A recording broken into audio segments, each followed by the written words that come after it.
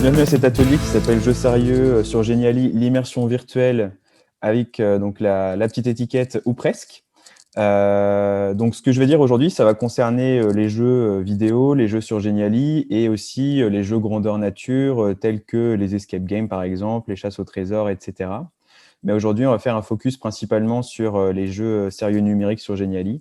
Donc je fais partie de la team Ludens. Nous sommes une association qui m'ont parlé des pédagogies actives en général, donc pas seulement que les jeux, mais aussi la classe autonome et d'autres réflexions. Donc, il faut comprendre que l'immersion, c'est pas quelque chose qu'on peut qualifier d'unidimensionnel. C'est juste une expérience personnelle qui peut prendre plusieurs formes selon le joueur. Le mot immersion, il est plutôt polysémique. On partira de la définition d'Arsenault et de Picard, donc toutes mes références sont à droite.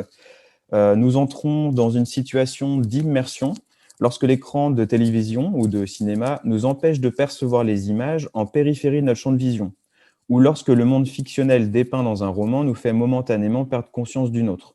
Ça veut dire quoi? Ça veut dire, en fait, je pense que vous avez tous vécu ça, un petit peu ce moment quand on lit un livre ou quand on joue à un jeu, on perd un petit peu les notions de temps et on oublie un petit peu l'environnement qui nous entoure. Donc pour moi, j'ai choisi cette définition qui me plaît vraiment et qui correspond exactement à ce que je voulais proposer aujourd'hui. Donc ici, je vous ai ajouté un petit schéma qui montre justement ces boucles d'immersion. Donc il y en a plusieurs, c'est ce que j'ai appelé les sous-immersions. Elles se divisent en trois. Donc ça, c'est selon les travaux de Hermy et Emera. Donc il y a l'immersion que vous connaissez bien, l'immersion sensorielle, qui est liée à la perception des sens, donc en particulier avec la vision et l'audition. Il y a l'immersion ils appellent ça challenge-based immersion. Donc là, c'est l'immersion par les défis, ou ce qu'on appelle aussi l'immersion systémique.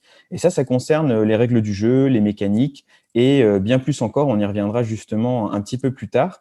Et puis, il y a ce que eux appellent donc l'immersion, imaginative immersion. Et cette immersion-là, c'est celle qui lie le joueur à son personnage. Donc là, c'est vraiment dans les jeux vidéo où on peut vraiment s'identifier à son personnage et on a l'impression un petit peu de vivre les aventures vraiment à 100%.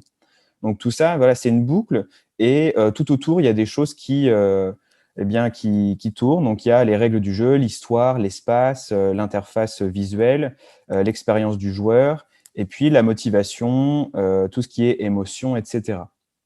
Et puis donc dans ce titre, j'ai notamment mis jeu sérieux. Qu'est-ce que c'est le jeu sérieux? C'est d'une part donc le jeu qui est le divertissement. On joue à un jeu pour le plaisir, pour se divertir. Et puis il y a ce côté sérieux, ce que Julian Alvarez appelle la fonction utilitaire. La fonction utilitaire, c'est quoi? C'est-à-dire que le divertissement, c'est pas seulement une fin en soi, mais il y a aussi un but. Le but, c'est quoi? C'est s'entraîner, c'est apprendre, c'est mémoriser, et il faut qu'on arrive à atteindre ce but. Donc, avec toutes ces notions-là, j'aimerais répondre à la problématique suivante aujourd'hui, c'est comment atteindre un haut degré d'immersion dans des jeux sérieux conçus avec Geniali. Alors, il va y avoir une partie théorique, il va y avoir une partie pratique, vous inquiétez pas. Et on commence tout de suite avec ce qu'on appelle donc l'immersion sensorielle. On parlera un petit peu de l'immersion par l'épreuve et les contraintes qui sont liées justement à l'atteinte parfaite de l'immersion. Alors, dans un premier temps, bien sûr, il faut, pour que la magie elle opère, il faut que le joueur se retrouve dans un monde qui se veut cohérent par l'image et par le son. Donc là, par exemple, ici, vous voyez donc là cette illustration que j'ai trouvée sur FreePic. Donc l'illustrateur, c'est UpCliac, si vous recherchez. Donc on a bien une immersion par l'image et on a une immersion par le son. Donc on rentre un petit peu dans cette maison de l'horreur et on passe d'une pièce à une autre avec une certaine cohérence. Déjà, il fait nuit. On a des personnages qui sont des personnages fantômes, donc ça nous rappelle le titre, La nuit de la terreur. Et puis, on a ces pieds qui nous indiquent qu'on peut faire certaines choses. On peut monter à l'étage, on peut aller dans la chambre, on peut revenir. Voilà, il y a toute cette atmosphère un petit peu lugubre, bleutée, et voilà, il y a des choses un petit peu qui font peur, qu'on retrouve tout au long du jeu. Donc tout ça, ça fait partie de l'immersion. Donc il y a une immersion par les oreilles et il y a une immersion par les yeux. Et on a aussi donc d'autres petites choses qui permettent cette immersion, notamment ce que vont dire les personnages. Vous allez voir qu'il y a un certain écho. Alors là, c'est Anne-Claude Meunier, qui fait aussi partie de la team Ludens, qui m'a enregistré la voix de cette personne. Bonjour étrangers, nous sommes coincés en ces 4 murs depuis longtemps. Des sceaux maléfiques posés par un sorcier empêchent nos âmes de trouver la paix intérieure. Peux-tu nous aider ? Voilà, donc ici, la voix de ce fantôme va en fait poser l'histoire du jeu. Donc ça fait aussi partie de la narration. Et puis, si on va voir aussi les autres personnages, Yo-ho, matelot! voilà, on Je a vois ce piano dans ces échos et puis ces personnages qui vont nous expliquer un petit peu comment ça fonctionne. Alors, c'est pour ça que j'ai mis le respect du décorum. Ici, c'est quoi le décorum? C'est vraiment l'esthétique du jeu, autant par l'audition que par la vision. Alors, comment on peut faire tout ça? Comment on peut faire en sorte que visuellement, donc au niveau de l'immersion spatiale, on puisse avoir une cohérence? Alors déjà, je voulais mettre à plat juste la terminologie de libre de droit. Qu'est-ce que c'est libre de droit? Ça ne veut pas dire qu'on peut utiliser une image ou une chanson ou une mélodie comme on le souhaite. Il y a des sites qui existent et qui vont vous proposer cette possibilité-là. Parfois, il faut payer pour avoir une image et pour l'utiliser un petit peu à notre guise. Et puis, parfois, il faut simplement mentionner l'auteur. Sur FreePic, par exemple, si vous utilisez les images de FreePic, il faut, à un moment donné, créer des crédits ou bien mentionner les auteurs. C'est normal, ça leur a pris du temps. Vous, quand vous faites des choses, ça rejoint un petit peu ça. Il faut bien qu'on retrouve cette mention. Donc, des images disponibles où? Eh bien, vous en avez sur Pixabay, vous connaissez sûrement. Vous avez FreePic, vous avez Pexels, et puis vous allez en trouver d'autres sur la page de la Dame de Versailles. Donc, le Geniali, vous allez le retrouver sur le site Semper Ludens, donc c'est notre site internet. Je mettrai cette présentation, et puis il y aura aussi, bien sûr, cet enregistrement si on nous le permet. Voilà, donc vous allez trouver plein de ressources libres de droit. Et puis au niveau du son, c'est la même chose. On ne peut pas utiliser tous les sons que l'on souhaite. Si on met une vidéo YouTube, on est obligé de mettre le lien et l'auteur, la source. Le son, c'est la même chose. Donc vous en avez sur auboutdufil.com. De mémoire, vous en avez aussi sur la Sonothèque. Et puis, de la même manière, vous allez trouver des ressources sur la page de la Dame de Versailles à ce sujet. Donc ça, c'est pour la partie image et son. Et je vais aller un petit peu plus loin aussi au niveau du traitement de l'image parce que ça, c'est vraiment utile et c'est même important. Ici, donc, j'utilise beaucoup GIMP et Photofiltre, qui sont des logiciels gratuits, à l'instar de Photoshop. Et ici, en fait, ça m'a permis de transformer cette image qui est une image de jour en image de nuit. Alors, c'est un petit peu grotesque en haut. Enfin, là, on ne voit pas forcément, mais dans la nuit de la terreur, en fait, j'ai changé certaines petites choses. Donc, déjà, j'ai mis un filtre bleuté.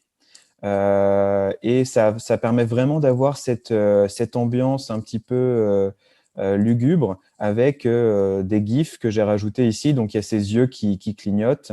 Et puis, on retrouve aussi à l'étage, on peut retrouver donc cette araignée qui monte et qui descend de sa toile. Donc, tout ça, ça va vraiment servir à l'immersion du joueur. Et donc ici, donc ça c'est un exemple, transformé de jour de nuit. Donc vous avez GIMP ou Photofiltre. Et puis vous avez aussi ce site que vous connaissez peut-être aussi parce qu'il a beaucoup tourné sur les réseaux, qui s'appelle remove.bg et qui va permettre de transformer donc ces parties blanches ici autour qu'on ne veut pas bien sûr dans un décor en parties transparentes. Donc on va pouvoir copier l'image et la mettre ailleurs. Et ainsi, alors est-ce que j'ai des exemples? Il me semble que cette boîte d'allumettes ici était blanche autour et je l'ai rendue transparent. Et ici, cette allumette aussi, de mémoire.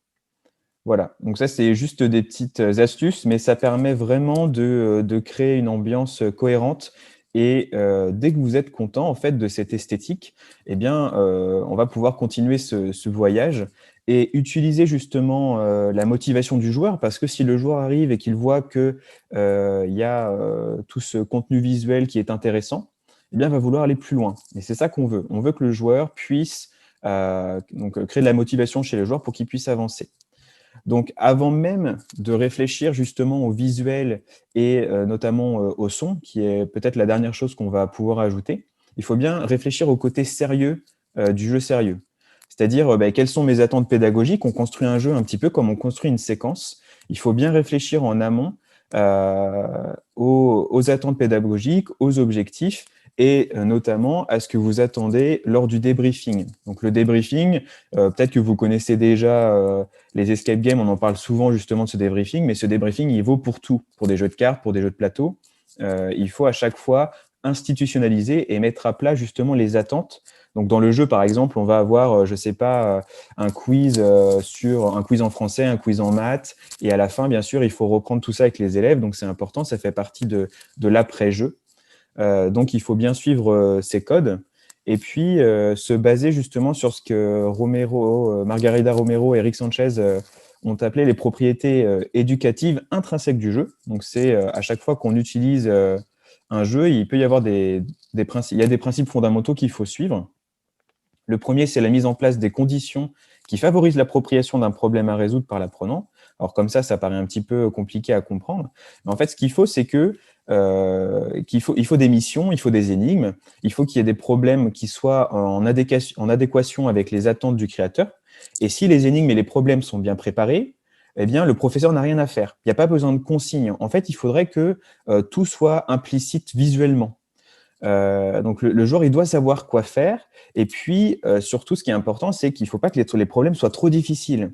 Parce que si le problème est trop difficile, on a une impossibilité de réussir. Et si on a une impossibilité de réussir, eh bien, on brise l'immersion. Et ça, c'est dommage. En fait, le joueur va sortir du jeu, il va dire, j'y arrive pas, donc je vais arrêter, parce que là, je ne peux pas aller plus loin. Et ça, c'est un problème qu'il faut essayer d'éviter.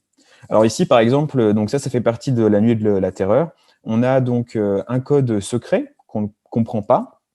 On a une boîte ici qui est fermée par un maléfice. Il n'y a pas besoin de clé, c'est un maléfice. Et puis ici, on a un avocat. Donc ici, c'est un code de César qui est assez connu, que j'ai repris là juste parce que beaucoup connaissent. Donc c'est avocat.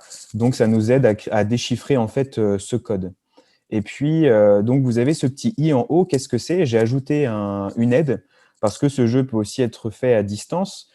Cette aide, elle arrive au bout d'1 minute, je crois. Donc, si le joueur est vraiment bloqué, n'arrive pas à décrypter, ne comprend pas comment aller plus loin, eh bien, il y a cette petite étiquette qui apparaît et qui va donner un indice supplémentaire qui va aider le joueur, pardon, qui va aider le joueur. Donc ça peut être une idée de comment justement aider le joueur dans son avancement dans le jeu. On y reviendra un petit peu plus tard sur ces aides justement pour pas que le joueur soit totalement bloqué. La deuxième chose qui est importante de mentionner, c'est l'autonomie, la liberté de choix du point de vue des stratégies qu'il adopte. En effet, c'est important que le joueur ait le choix de faire certaines choses. Alors, il faut parfois éviter un petit peu le linéaire. Parfois, on a envie de garder cette structure, c'est possible. Et puis, par exemple, dans le jeu de la Nuit de la Terreur, il y a plusieurs salles. On peut aller dans l'ordre que l'on souhaite. Et le joueur peut ainsi trouver diverses solutions pour arriver à terminer le jeu et à réussir le jeu, en coopérant ou tout seul. Ça, c'est vraiment vous qui choisissez à la fin. Au final, l'immersion, elle peut être atteinte personnellement ou bien au niveau du groupe. Ça dépend vraiment de comment vous construisez ce jeu-là. Et puis, la dédramatisation de l'erreur, c'est important. Il faut éviter le game over.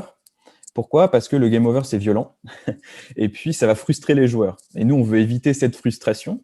Et à la place, il faut plutôt insérer des feedbacks. Il faut faire en sorte en fait, que l'élève puisse recommencer. Alors, l'élève, le stagiaire, le joueur, puisse recommencer afin d'améliorer son score, de pouvoir réussir, d'apporter des modifications pour qu'il puisse avancer.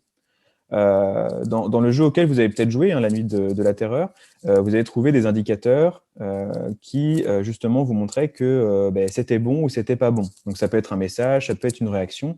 Vraiment, tout est possible. Justement, sur ça aussi, on y reviendra sur les rétroactions. Ici, par exemple, vous avez un « nous avons dû faire une erreur, le fantôme ne réagit pas ». Et en fait, ça vous indique, donc le message disparaît après, ça vous indique en fait que l'exercice n'a pas été réussi, mais ne vous inquiétez pas, recommencez, vous avez le droit et on va vous montrer un petit peu où est-ce que vous avez eu faux ou bon, ou alors vous laissez justement la liberté aux joueurs de pouvoir recommencer sans l'aider forcément. Donc ça, c'est vraiment, c'est le designer qui choisit, c'est en fonction du public.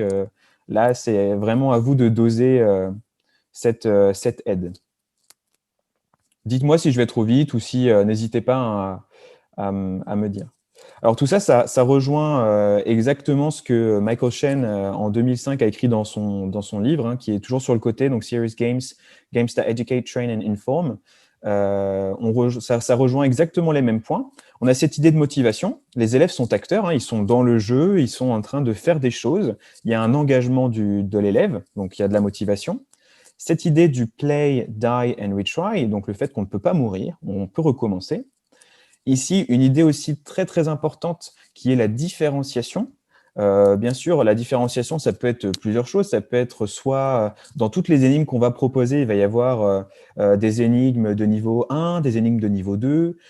Il peut y avoir aussi des énigmes qui mobilisent plusieurs types d'intelligence. Ça peut être intéressant aussi. Vous avez aussi donc la coopération que vous pouvez mettre dans votre jeu, qui n'est pas obligatoire mais qui est intéressant. Et puis, bien sûr, toujours un objectif concret qui répond à des attentes. Et en fait, tout ça, tous ces éléments donc, que j'ai mentionnés avant via Eric Sanchez et Margarida Romero et ici Michael Shen, ça va nous permettre d'atteindre une certaine forme de flow. Alors, le flow, c'est quoi? Ça rejoint l'idée d'immersion. Je trouve que les deux, justement, cohabitent ensemble. Donc, il y a 8 dimensions.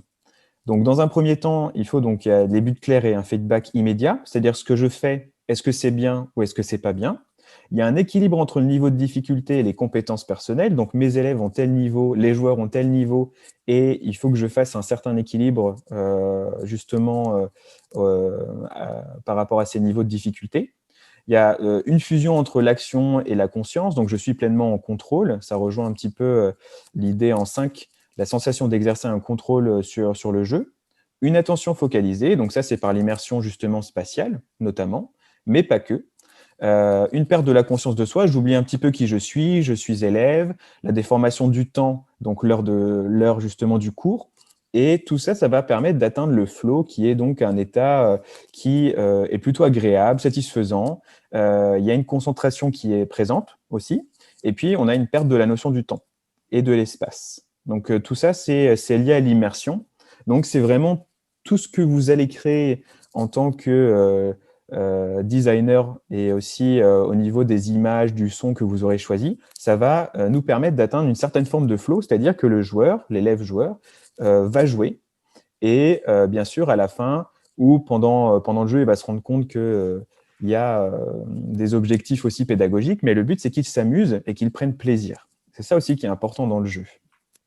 Donc si les objectifs sont clairs et que le décorum est respecté, alors tout ça, ça va créer de la motivation.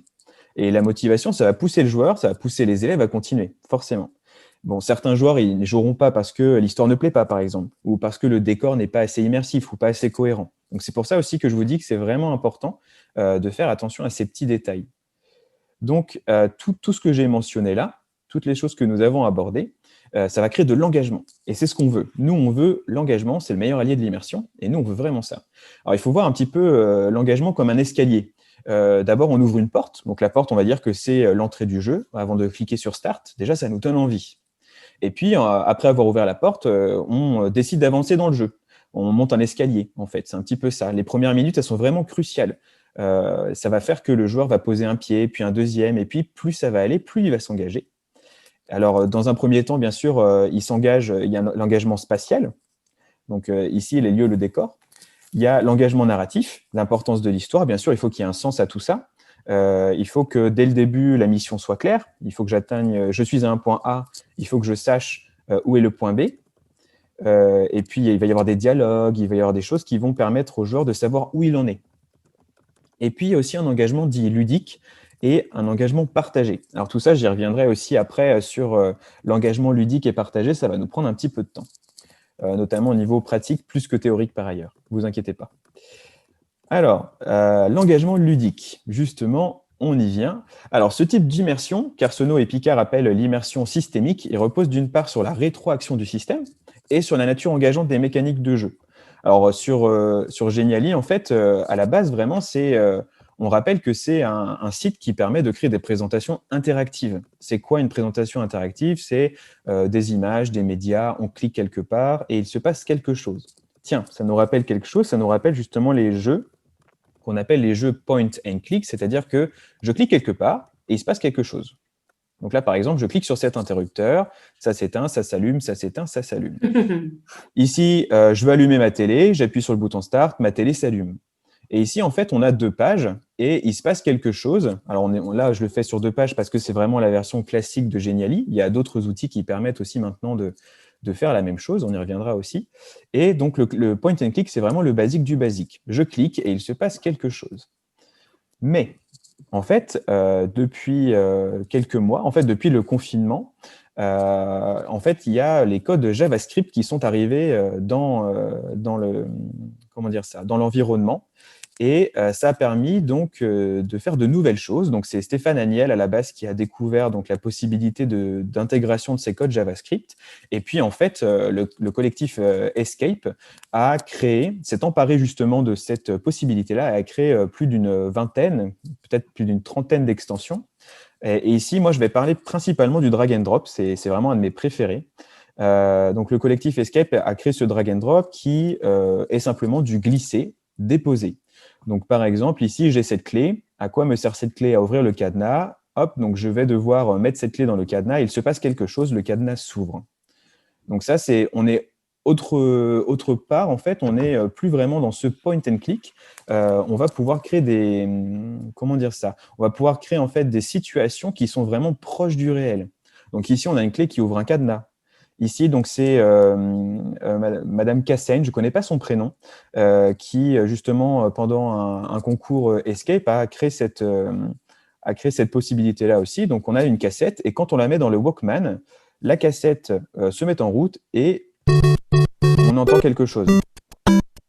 Voilà, donc tout ça, ça nous rappelle un petit peu la réalité. En fait, tout ça, ça va vraiment faire en sorte que le joueur va se sentir stimulé et il va y avoir une action instantanée. Alors pareil ici, donc c'est l'allumette en fait ici. Donc je clique sur la boîte d'allumettes, une allumette apparaît. Donc là, c'est le t'es là, t'es pas là. Je clique, il se passe quelque chose. Et puis le drag and drop, je glisse cette allumette contre cette partie-là et j'ai une allumette qui prend feu. Voilà, donc ici, en fait, il va y avoir des conséquences positives ou bien négatives, donc ça, c'est la rétroaction. Et tout ça, ça sert justement à stimuler le joueur puisqu'on a des interactions qui sont proches du réel. Et ça, c'est intéressant.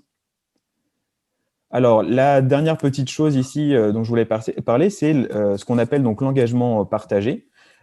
Ou des outils pour créer de l'interaction fictive. Alors ça s'appelle Snatchbot. Ça a été aussi, c'est Grégory Michnik qui en a parlé. Désolé si je me trompe dans le nom, mais je crois que ça se prononce comme ça. Qui a donc découvert Snatchbot et son intégration dans un Geniali. Donc, en fait, ça permet de discuter avec un personnage. Donc, moi, en tant que créateur, j'ai déjà mis tout ce que je voulais dans cette conversation. Ici, je reconnais Victor Hugo. Il me demande comment il s'appelle. Bien, je vais lui dire, hein, Victor Hugo. Hop. Donc, je lui dis qu'il s'appelle Victor Hugo. Alors, il me dit, tu peux me tutoyer ou me vouvoyer, mais faire une phrase complète me semble nécessaire. Donc, j'ai une rétroaction ici aussi. Victor Hugo, il accepte que je l'appelle comme ça. Par contre, il veut que je fasse une phrase complète. Ben, je vais lui dire, tu es Victor Hugo. Voilà, je fais une phrase complète. Il ne va peut-être pas accepter avec la casse. Ah si, il accepte. OK. Donc voilà, ici maintenant, il accepte et il me dit, voici mon quiz. Donc maintenant, il m'a donné la possibilité de faire autre chose, ici d'avoir accès à un quiz. Framapad, donc c'est ce qu'on appelle l'engagement partagé, c'est-à-dire que je ne vais pas être tout seul dans mon engagement et dans ma motivation. Je vais pouvoir partager ici. Donc j'ai mis un lien Framapad. Le Framapad, c'est un document texte en fait qui permet de parler à plusieurs. Donc ici, je me suis connecté, mais on pourrait être plusieurs à être ici et puis à partager nos trouvailles, nos réponses, nos questions, etc. Donc ça, c'est intéressant aussi. Donc ça, c'est ce qu'on appelle vraiment l'engagement partagé. Donc c'est le fait de partager à plusieurs, comme dans un escape game aussi. On va aller voir les autres. Tiens, j'ai trouvé ça. Qu'est-ce que tu as trouvé? Eh bien, on va essayer de recréer ça, mais cette fois-ci dans le numérique. Et c'est pas forcément chose facile justement de créer de la collaboration seulement dans du numérique, à distance, etc. Voilà. Alors tout ça. Donc la rétroaction, j'en ai déjà parlé un petit peu, hein, c'est le fait de, justement, il n'y a pas de game over et donc pas de frustration. Et tout ça, ça va créer la boucle d'engagement. La boucle d'engagement, c'est d'abord on crée la motivation. Ensuite, le joueur qui est motivé, eh bien, il va s'engager, il va de plus en plus s'engager, donc il va aller de plus en plus loin dans le jeu. Et puis, il va y avoir des feedbacks, c'est-à-dire des récompenses ou bien des choses qui vont lui dire que non, allons, là, tu vas pas au bon endroit, là, tu vas au bon endroit. Et en fait, la boucle, ça va être que ça. Le fait d'avoir un feedback positif va le ramener à sa motivation première et ça va le faire aller encore plus loin dans le jeu, etc., etc. Donc, les récompenses, ça peut être vraiment différentes choses. Ça peut être gagner des points, ça peut être gagner des pouvoirs, ça peut être gagner l'accès à un objet important pour avancer dans le jeu. Ça peut être aussi gagner des badges qui nous serviront un peu plus tard dans le jeu. Et c'est aussi la possibilité, pourquoi pas, d'aller plus loin. En effet, on peut être bloqué pour aller dans une autre salle, dans un jeu numérique sur Geniali. Et puis, je ne sais pas, par exemple, en mettant un mot de passe ou un cadenas sur une porte. Et quand on aura trouvé le cadenas, ça va nous ouvrir un nouveau monde et ça va nous faire aller plus loin. Donc là, on a bien un feedback positif et hop, la motivation est de nouveau présente. Donc ça, c'est intéressant. Alors, je vais vous montrer un autre exemple ici, juste après. Voilà, alors ici, vous avez donc un Geniali tout simple. Donc là, il y a un rocher, on est dans une grotte, et le but du jeu, c'est de sortir. Donc là, si je clique sur le rocher, on me dit « ce rocher est trop lourd pour toi, malheureusement ». Mince, comment je vais faire? Tiens, il me semble que dans mon sac, comme par hasard, donc j'ai un guide de survie, j'ai une barre de céréales, mais ça ne va pas me servir, ça ne va pas être assez malheureusement pour déplacer ce rocher. Mais par contre, j'ai une potion magique. La potion magique va me donner donc une super force et je vais pouvoir déplacer le rocher. Alors, comment j'ai fait? Ici, j'ai vraiment, j'ai que 2 pages, hein. Donc ici, j'ai 3 pages avec le sac. J'ai une page ici où mon rocher est bloqué, donc je peux vraiment rien faire. Là, je suis en train de cliquer, j'essaye de le déplacer, mais j'y arrive pas. Et ici, donc j'ai cette page où cet élément-là est débloqué, je ne l'ai pas cadenassé, et donc j'ai la possibilité de le bouger. Et donc j'atteins le Graal, qui est, donc comme je le disais, ça peut être l'accès à un objet convoité, à l'accès à une autre salle, etc. Alors, les contraintes, et après, on a terminé, on va pouvoir passer un petit peu à la pratique si on a le temps. Alors, la difficulté, en fait, vraiment, pour atteindre l'immersion, il y en a plusieurs. Déjà, on n'est pas des game designers. On n'est pas, c'est pas facile de créer la narration qui va être, comment dire ça, va être un fil rouge, cohérent, etc. Ça, c'est pas facile, parce que c'est pas notre métier premier. On n'est pas des graphistes non plus. On a vraiment une difficulté à trouver parfois l'image parfaite. Ça peut nous prendre beaucoup de temps. Et donc, on a aussi des contraintes qui sont liées aux images libres de droit et aux droits d'auteur, en général, même dans un contexte éducationnel. Les fonctionnalités de Geniali, il ne faut pas oublier qu'à la base, c'est vraiment des présentations. Donc, comme je disais tout à l'heure, c'est du click and play, même si maintenant, grâce au collectif Escape, on a vraiment la possibilité de créer des interactions qui sont proches du réel. La coopération, elle n'est pas facile à mettre en place, mais pas impossible. Je vous ai montré des éléments, mais il en existe d'autres, hein. La capacité d'utiliser un bot, par exemple, ou bien d'un chat qu'on pourrait intégrer dans un Geniali, puisque c'est possible. La difficulté de faire oublier l'espace classe, qui reste un gros challenge quand même si les élèves rentrent vite dans un contrat ludique. J'ai repris un petit peu l'idée du contrat didactique. Ici, c'est le contrat ludique, c'est-à-dire que l'élève sait très bien qu'il se trouve dans une classe, il sait très bien qu'il est en train de jouer à un jeu qui, bien sûr, est scolaire, hein, on va dire ça quand même. Il y a un intérêt pédagogique, et donc c'est ce qu'on appelle la fonction utilitaire. Donc nous, en fait, notre but, c'est de faire entrer les élèves dans cette fusée. Alors cette fusée, c'est pas moi qui l'ai créée, c'est Julian Alvarez qui l'a montré dans le webinaire Design et évaluation du jeu sérieux. En fait, nous, ce qu'on veut, c'est faire monter nos élèves ou nos joueurs dans cette partie basse de la fusée, qui est le niveau jeu. Et à la fin du jeu, ou durant le jeu, il va y avoir ce niveau utilitaire. Donc, je vous ai dit tout à l'heure, le niveau utilitaire, c'est justement la partie sérieuse dans jeu sérieux. Et cette partie-là, on la retrouve notamment dans cette partie très importante qui s'appelle le débriefing. Donc, certains élèves n'iront pas dans la partie jeu. Ils monteront peut-être pas dans la fusée parce que ça manquera de cohérence, ils seront perdus, ce sera trop dur. Il existe plusieurs raisons pour lesquelles les élèves ne voudront pas rentrer dans ce niveau jeu. Il y a des élèves qui vont rentrer directement dans le niveau utilitaire, c'est ce qu'explique aussi Julian Alvarez, c'est très intéressant, qui vont rentrer directement dans le niveau utilitaire et qui vont voir un petit peu la portée pédagogique seulement. Et puis, il y a des élèves qui vont faire le parcours normal, c'est-à-dire ils vont aller dans le niveau jeu et puis ils vont atteindre un niveau utilitaire après. Voilà. Mais notre but, vraiment, c'est d'essayer d'avoir ce côté plaisir essayer de trouver une balance, du moins, entre les niveaux jeu et le niveau utilitaire. Ça, c'est important pour l'immersion aussi. Voilà, alors conclusion très rapide, pour qu'on puisse passer à la pratique quand même. C'est pas ça que je voulais bouger.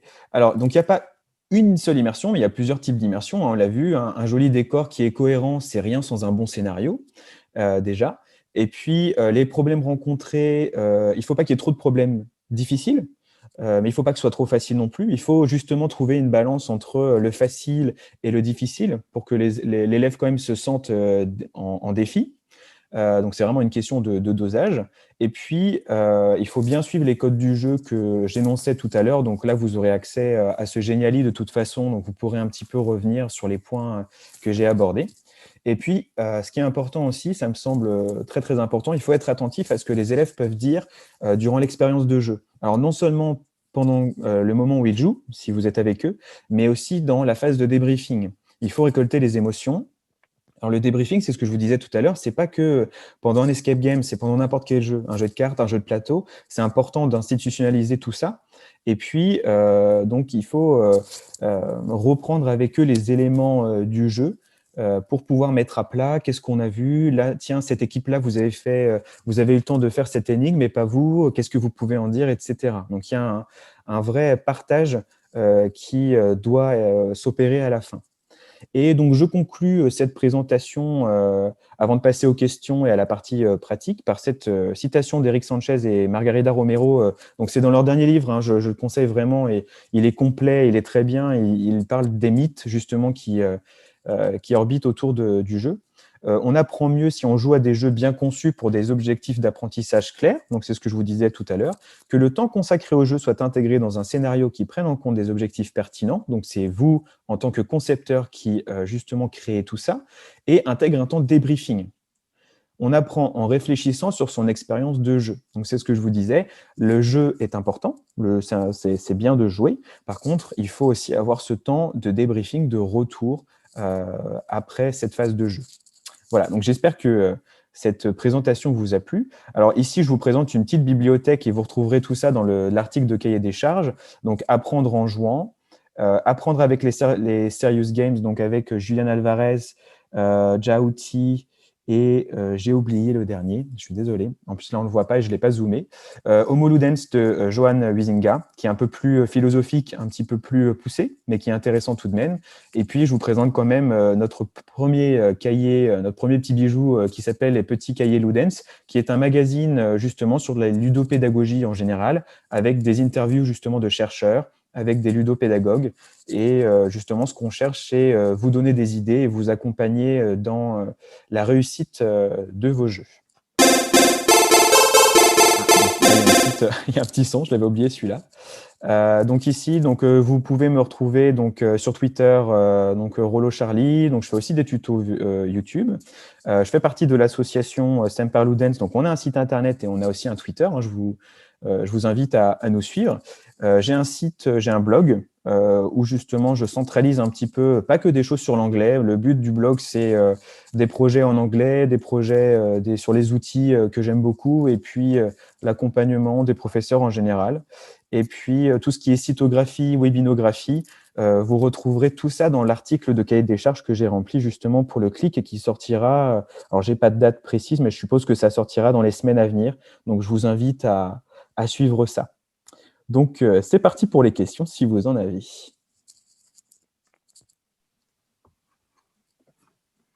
Eh ben, je vais me lancer. Alors, moi, j'ai découvert Geniali vraiment l'année dernière et pendant le confinement. Du coup, j'ai pris un abonnement payant, mais j'avoue, je suis un peu mauvaise. Est-ce qu'on peut arriver à des jeux vraiment, comme tu viens de montrer, avec les versions simples de Geniali, où il faut carrément partir d'une page blanche? Alors, moi, je sais que j'adore partir d'une page blanche. Ça m'arrive parfois de prendre des modèles. Je pense qu'il est important de dire que tout ce qui est possible, les extensions, notamment Escape, qui sont vraiment top parce que on peut recréer justement des choses qui sont proches du réel, ça fait partie du Geniali gratuit. Il n'y a pas besoin d'avoir un compte premium. Alors, le compte premium, ça va vous permettre d'autres choses. Mais en tout cas, avec la version gratuite, vous pouvez faire la majorité des choses. Moi, j'aime bien commencer d'une page blanche parce que généralement, j'ai des idées et j'ai des idées précises de ce que je veux et parfois, les modèles ne me plaisent pas. Donc, ça, c'est vraiment en fonction du temps qu'on a à allouer à la création du jeu. Ça peut être très, très long de créer un jeu. Ça peut prendre plus de 10 heures comme ça peut prendre 2-3 heures. Ça dépend vraiment. Mais normalement, la phase de création, la phase de réflexion, la phase de création, vraiment, ça prend un petit moment quand même. J'espère que j'ai répondu à la question. Oui. Alors, d'un côté technique, on me demande comment, parce que tu as parlé, alors ça revient à une question que j'avais sur le travail en coopération pendant l'escape game et sur Genially notamment, c'est pas forcément évident. Tu as parlé de Framapan, tu as parlé également de chat à intégrer sur le Genially. Et donc, une des questions plusieurs fois est revenue de comment on intègre un chat dans un Genially. Et moi, j'aurais pu largement parler de comment on permet la coopération, même au travers du Framapad dans ce genre de jeu. Ouais. Alors, la partie… Alors, je ne sais pas si on aura assez de temps. Je crois que c'est 15h10 la fin, on a 4 minutes. Je me demande si ce ne sera pas possible de créer une salle pour ceux qui voudraient continuer. Je ne sais pas si c'est possible. En tout cas, donc la coopération, pour moi, justement, en classe, elle se fait assez naturellement parce que les élèves vont voir les autres et du coup, ils peuvent parler entre eux. Ici, le Framapad, en fait, je peux faire un exemple. Donc là, c'est ma plateforme Genially. Voilà, donc je vais faire une présentation toute basique. Voilà, je vais utiliser ce modèle tout simple. Hop. Et pour créer en fait une partie… Tiens, c'est la deuxième fois qu'il me fait ça. Excusez-moi. Alors, hop, je refais ce que j'étais en train de faire. Voilà, je vais utiliser ce modèle tout simple. Alors, pour mettre un Framapad dans un Genially, en fait, il suffit de mettre n'importe quelle ressource. Là, par exemple, dans la Nuit de la Terreur, j'ai mis une ressource que j'ai trouvée ici. Alors ça, peut-être pas pratique. Tiens, je vais mettre des bougies là. Voilà. Donc, ce que j'ai fait, c'est que j'ai mis mes bougies ici.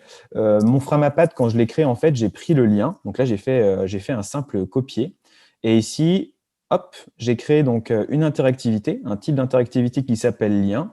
Et en fait, j'ai collé mon lien de Framapad et du coup, tout le monde a accès maintenant à ce lien Framapad à partir du moment où il clique dessus.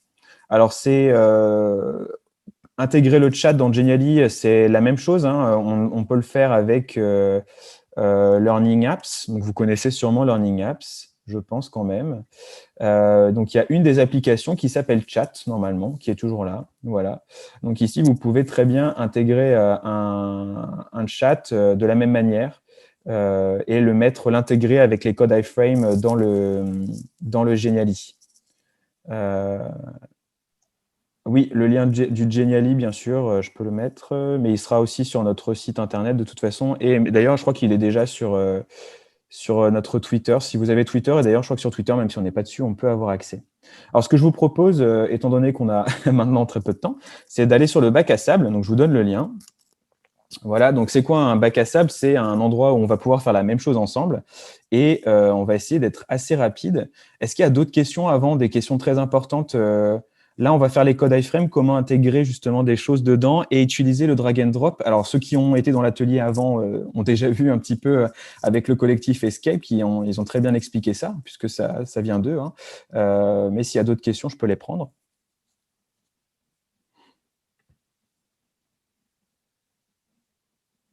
C'est bon? Super. Bah, écoutez, je vous propose d'ouvrir le lien de Genially. Vous avez vu, j'ai cliqué sur réutiliser ce Genially.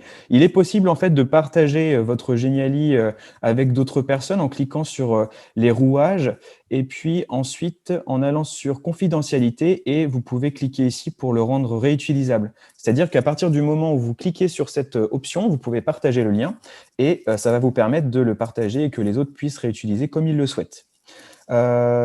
Écoutez, ce que je vous propose, je vais juste intégrer une petite chose ici et ensuite je vous montre rapidement au moins cette petite énigme, enfin c'est même pas une énigme, c'est cette petite interaction de la cassette avec le drag and drop de Escape. Donc ici, l'intégration, pour intégrer un outil externe, ce n'est pas très compliqué. Il faut juste savoir où cliquer. Alors, je ne vais pas présenter Loki, c'est un site qui va vous permettre de créer des cadenas. Je vais simplement intégrer un Genially. En fait, pour intégrer un Genially, il faut cliquer sur les 3 petits points en bas. Vous cliquez sur le petit icône réseau et vous allez cliquer sur Insert. Vous allez Alors, copier le excuse-moi code iframe. de t'interrompre, Charlie. Oui. J'ai discuté avec les organisateurs. Nous avons, juste pendant toute la pause dans la salle, si vous souhaitez rester et si tu veux un peu plus de temps, on peut continuer dans la même salle. Il ne faut surtout pas sortir de la salle. En fait, parce qu'on pourra pas C'est revenir. top, génial. Voilà. Trop bien. Merci beaucoup. Bon, bah super. Bon, on a combien en fait? On a 10 minutes? On a quoi?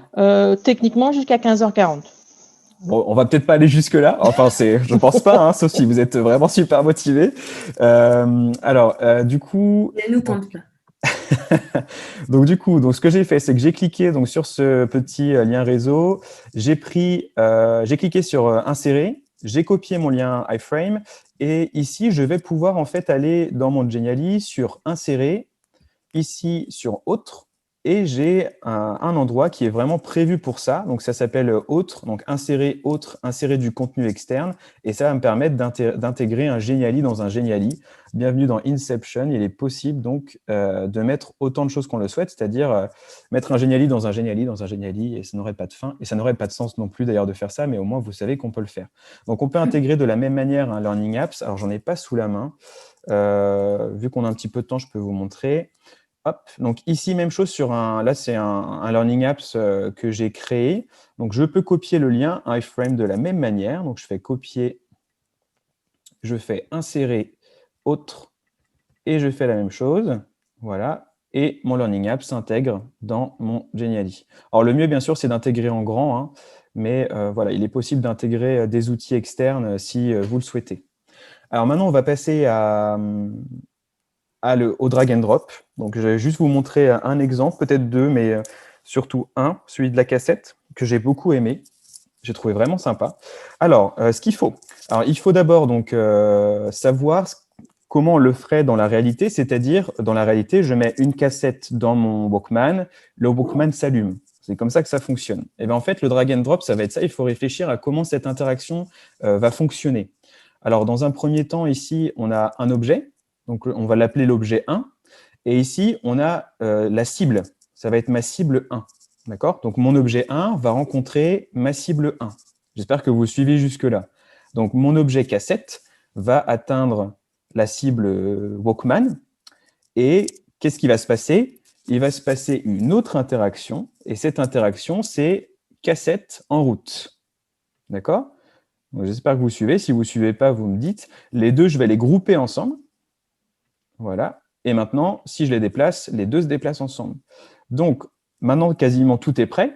Donc, mon objet 1, il va rencontrer ma cible 1. Et quand mon objet va rencontrer sa cible, il va y avoir cette apparition-là de cassette en route. Alors, attention aux yeux. Alors là, donc, c'est le collectif Escape qui a créé déjà tout ça. C'est ce qu'ils appellent donc, le drag and drop Lemniscape, qui est donc la dernière version créée et qui est vraiment fantastique. Alors, peut-être que ça vous paraît un petit peu comme du charabia, mais en tout cas, donc vous allez vous rappeler de certaines choses. Mon objet 1, c'est ma cassette. Ma cible 1, c'est mon Walkman. Ce que je veux donc, il y a quelque chose qui va apparaître quand je vais mettre ma cassette dans mon Walkman. Donc, c'est... à chaque fois, je me trompe entre les deux. Donc, je crois que c'est on 1. Si je me trompe, c'est pas grave, on le refera. Et puis... Alors, pourquoi est-ce que la page de fonction se trouve en dessous de la page avec la cassette? Pourquoi est-ce que la page de fonction se trouve en dessous de la page avec la cassette? C'était justement pour l'exemple. C'était pour vous montrer justement l'exemple. Voilà. Comme ça, je vous montre en même temps. Voilà. Oui, voilà, il faut l'enlever ensuite. Hein. Je pense que c'est mieux. Je ne pense pas que ça fasse bugger. Alors là, on a les choses les plus importantes. On a ma cassette qui est l'objet 1. Ma cible 1 ici, c'est mon Walkman. Et mon apparition, ça va être ici ma cassette. Alors, il ne va pas y avoir que ça d'ailleurs. Il va y avoir deux choses qui vont apparaître. Non seulement il va y avoir mon Walkman, mais il va y avoir aussi la chanson qui va avec. Voilà. Et en vrai, on la trouve où, la page des fonctions? Oui, alors la page des fonctions, en fait, c'est simple. Vous tapez DND Escape. Je vais faire comme si je ne connaissais pas. Et puis, vous allez trouver donc du drag and drop dans Geniali. Alors, il y a toute une page qui a été faite qui recense vraiment toutes les extensions du groupe Escape. Et ici, donc, je vais dans DND.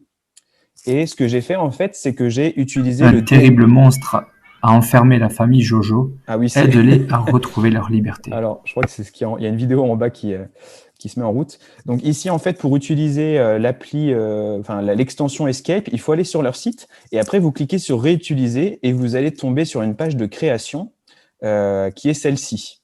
Voilà. Et en fait, quand vous avez réutilisé une page, ça apparaît dans vos créations personnelles. Donc, vous pouvez très bien faire ajouter une page, mes créations.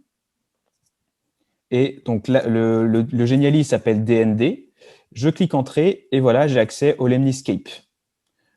Et donc ici, je peux cliquer sur Lemniscape et j'ai accès à ma page de création et je peux l'ajouter si je le souhaite. Bon, là, je ne vais pas le faire parce que je l'ai déjà.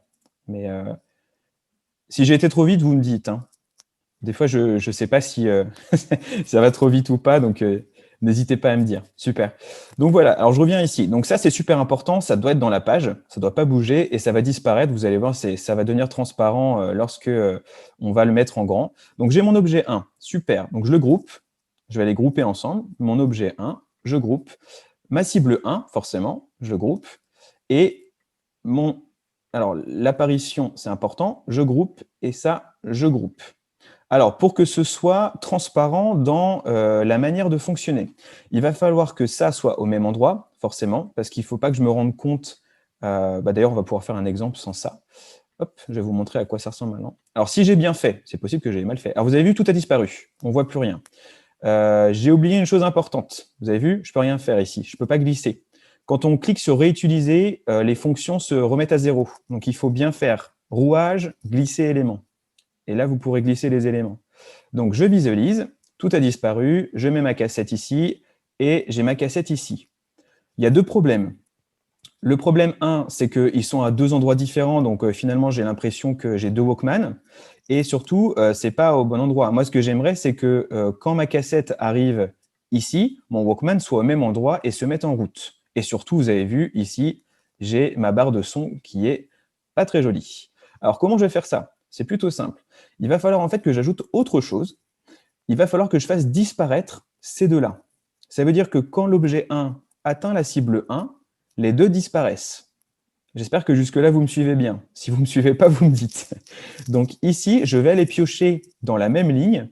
Je vais aller piocher ma fonction on. Donc je prends... non, ma fonction off, pardon, parce qu'il faut que ça disparaisse. Off, ça paraît logique. Hop. Donc, ma fonction off, ici, j'en ai besoin de deux. Voilà. De la même manière, donc je les mets ensemble. On va voir si ça fonctionne. Hein.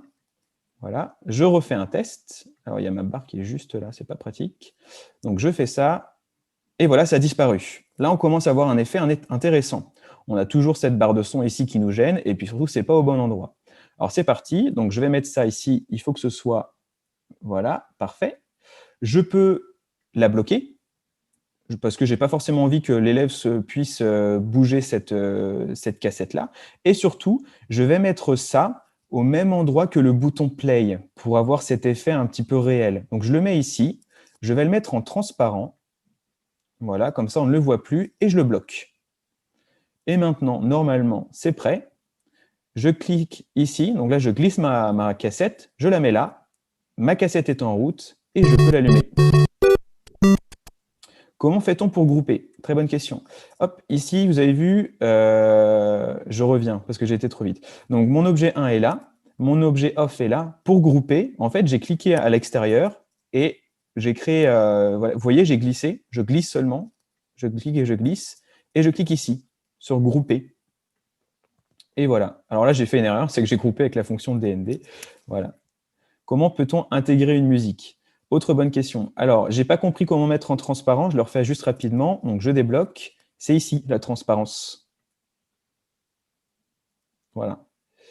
Comment peut-on intégrer une musique? Alors là, je crois que pour intégrer une musique, je me demande s'il ne faut pas une fonction premium, mais je ne suis pas sûr. Mais normalement, il faut cliquer sur « Insérer ». sur audio, et là, vous pouvez déposer un audio. Et si vous n'avez pas, cette fonction-là, vous pouvez tout de même, et ça c'est intéressant, surtout pendant le confinement, c'est très intéressant. Donc là, je vais enlever mon Mario, là. Ce qui peut être intéressant, par exemple, c'est pour les élèves de cliquer quelque part et d'avoir votre voix, et surtout d'avoir des explications. Donc par exemple, ici, je clique. Hop.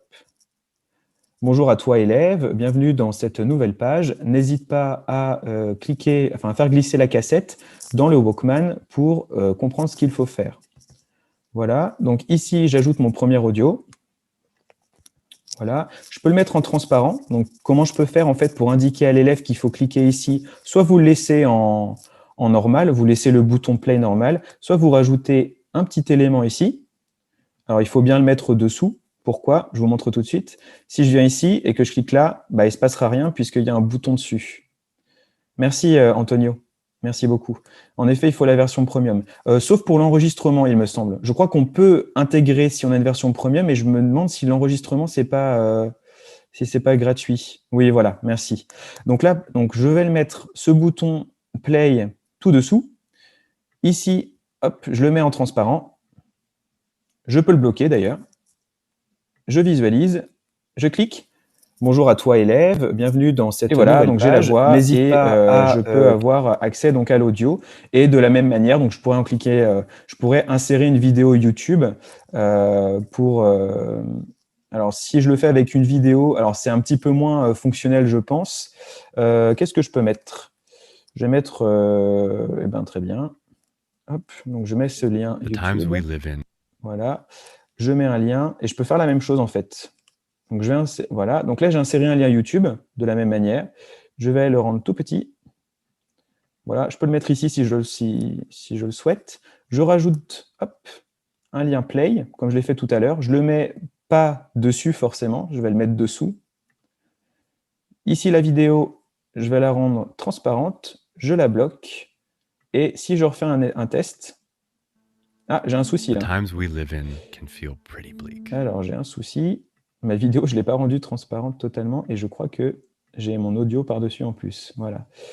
Donc, hop. Donc ici, il faut bien sûr la rendre transparente, mais voilà, en tout cas, je pense que vous avez bien compris l'effet souhaité ici. Donc, si l'élève clique sur la vidéo, eh bien, ça ne fonctionne pas. Il l'ouvre parce que... Mais c'est bien, au moins, c'est bien que vous voyez comment ça peut ne pas fonctionner si vous ne le faites pas bien. Je suis content de vous montrer un petit peu les deux. En fait, je pense qu'il faut le faire en grand, normalement. Je me demande si ce n'est pas ça qui bloque. C'est possible que je me trompe et qu'on ne puisse plus le faire, mais je vais faire un test quand même. Voilà. Bon, là, il n'est pas en transparence, mais au moins, ça vous montre un petit peu comment on fait. Est-ce que vous préférez qu'on fasse 1 à 0, c'est-à-dire qu'on prend des images ailleurs et qu'on fasse, ou est-ce que ça y est, vous en avez un petit peu marre là, ça fait un petit moment qu'on est là. Donc merci en tout cas pour la vingtaine de participants qui a suivi ce petit atelier. J'espère que ça a répondu à certaines de vos questions et que ça vous a plu. Est-ce que vous avez d'autres questionnements? Non, pas marre, on apprend. Alors ce que je peux faire au moins, c'est arrêter l'enregistrement et continuer quand même. Hop. Voilà, donc j'arrête l'enregistrement. Alors, je vous montre l'allumette. Très bien. Ouais, super.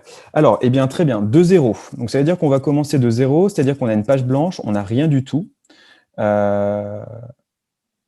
Donc, ce que je vais faire, c'est que je vais justement vous dire comment faire. Donc, je vais sur Pixabay. Donc, vous connaissez sûrement Pixabay. J'ai besoin d'une allumette. J'ai besoin d'une allumette. Voilà.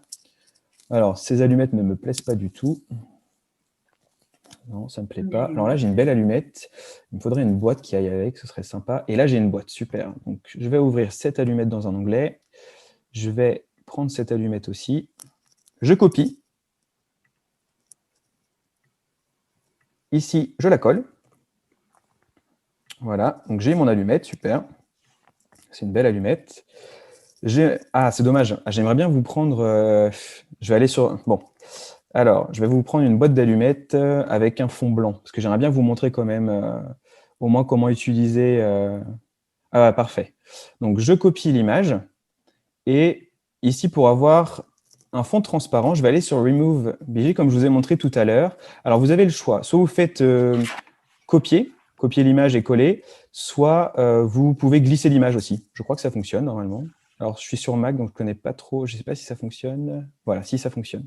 Donc là, on a un fond blanc, ça me gêne. Et moi, je l'avais en transparente. Et normalement, il va faire le travail. Et voilà, vous avez votre image qui est transparente. Donc, je fais la même chose. Je copie l'image et je vais la mettre ici. Ah, pardon. Vous avez peut-être entendu ma chaudière derrière. Voilà.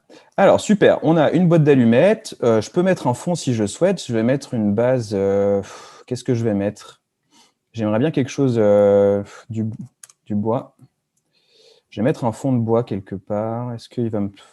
Il me faudrait une texture, en fait. Alors, Geniali en propose déjà, mais bon, je vais prendre ce que propose Geniali dans les fonds, normalement. Je crois que dans la galerie, on devrait avoir une texture de bois quelque part pour faire un peu comme si on était sur une table. Bon, ça fait pas très table, mais c'est pas très grave. Alors, bon, on a tout ce qu'il faut, hein. On a une boîte d'allumettes et on a notre allumette. Et maintenant, il va falloir qu'on crée une interaction qui est proche du réel, comme on l'a fait tout à l'heure. Donc, il faut que vous vous placiez donc, comme si vous étiez dans la vie réelle. Vous avez votre objet 1, vous avez votre objet 2. Jusque-là, normalement, on devrait être assez d'accord. Et il va nous falloir deux images. Il va nous falloir une allumette éteinte et une allumette allumée. On est d'accord? Notre objet 1 rencontre l'objet 2. La cible 1, enfin l'objet 1 rencontre la cible 1 et une apparition d'allumette en feu apparaît. Alors, c'est parti. Donc, on a besoin d'un objet 1, d'une cible 1. Alors ça me gêne. Je ne sais pas si je peux glisser cette barre. Voilà. On a besoin de disparition. On va avoir besoin d'une disparition d'allumette. Je copie tout, je colle. J'ai mon objet 1, j'ai ma cible 1, j'ai mon allumette qui doit disparaître, et c'est tout d'ailleurs, il y a juste cette allumette-là qui va disparaître. Alors, vous allez me dire, oui mais Charlie, attends, tu nous as montré une flamme, elle est où cette flamme? Vous ne m'avez pas posé la question, mais je prends de l'avance. Alors, en fait, dans la bibliothèque de Geniali, vous avez des GIFs, et notamment, ce qui est intéressant, c'est que vous avez des GIFs avec fond transparent. Et c'est ça que j'ai utilisé, j'ai tapé flamme, tout simplement, hein. Et je vais prendre une flamme. Alors, il y en a une que j'aime particulièrement, parce que je trouve qu'elle est sympa. Alors, comme par hasard, je ne la retrouve pas. Alors, celle-là, elle est un petit peu trop sauvage pour moi. J'aimerais bien une flamme... Bah alors, elle est où ma flamme? Celle-là, elle est un petit peu sauvage aussi. Bon. Alors, je vais prendre celle-ci. Je vais la rendre un petit peu moins grande. Voilà. Je vais... la pencher un petit peu, parce que du coup, sinon, ça ne fait pas trop de sens par rapport à la réalité. Voilà. Donc là, j'ai quasiment tous mes objets. Donc, je groupe ici. La cible ici, hop, même chose, je groupe. Et ici, je vais grouper aussi. Hop, ouais, on va arrêter, hein, c'est le dernier exemple. Et donc, normalement, ici, il va juste manquer une chose. Il va manquer l'apparition de cette allumette-là. Donc, je vais la prendre.